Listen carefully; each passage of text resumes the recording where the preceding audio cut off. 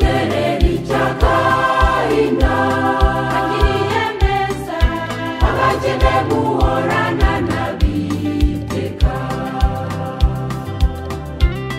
ariko njyeweho tuzahorana iteka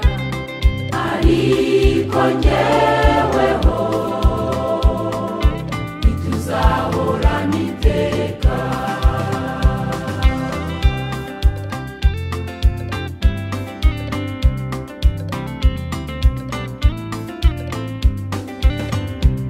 akomeza kumuvuga wati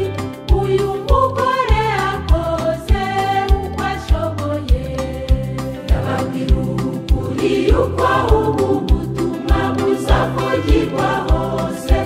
icyo uyu mugore ankoreye bazakibuka akomeza kumuvuga wati uyu mugore akoze uko ashoboye ndababwira ukuri yuko ubu butumwa buzavugirwa hose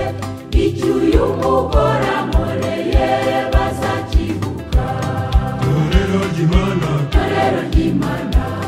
tumenye ko Yesu ari we wabwiye intumwa ze ati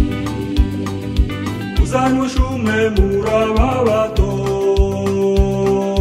mu gacumba k'amazi akonje gusa kuko ari umwigishwa wanjye n'ukuri ntabwo azabura ingororano maze uwabikoreye Yesu bwe n'ukuri ntabwo azabura ingororano maze uwabikoreye Yesu bwe n'ukuri ntabwo azabura ingororano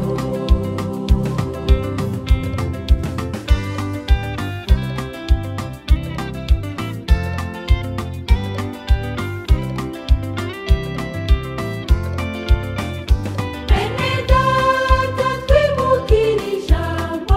ryavuzwe n'umwami Salomo mu migani igice cya gatatu umurongo wa 9 n'uwa 10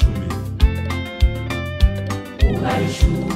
Uwiteka ubutunzi bwawe n'umuganura w'ibyo wunguka byose ibigega byawe byuzuzwe imivure yawe nayisendera imitobe bene data twibukire ijambo ryavuzwe n'umwami Salomo mu migani igice cya gatatu umurongo wa 9 n'uwa 10 uharisha Uwiteka ubutunzi bwawe n'umuganura w'ibyo wunguka byose ibigega byawe byuzuzwe imivure yawe nayisendera imitobe kubw'ibyo natwe twishimire gutanga ubutunzi bwacu dukorera Imana nayiza duhemba ibikwiranye n'ibyo twakoze izaduha n'ubugingo buhoraho twikorere dukiranuka imirimo yacu izagororerwa umuhate wacu si ubusa izaduha n'ubugingo buhoraho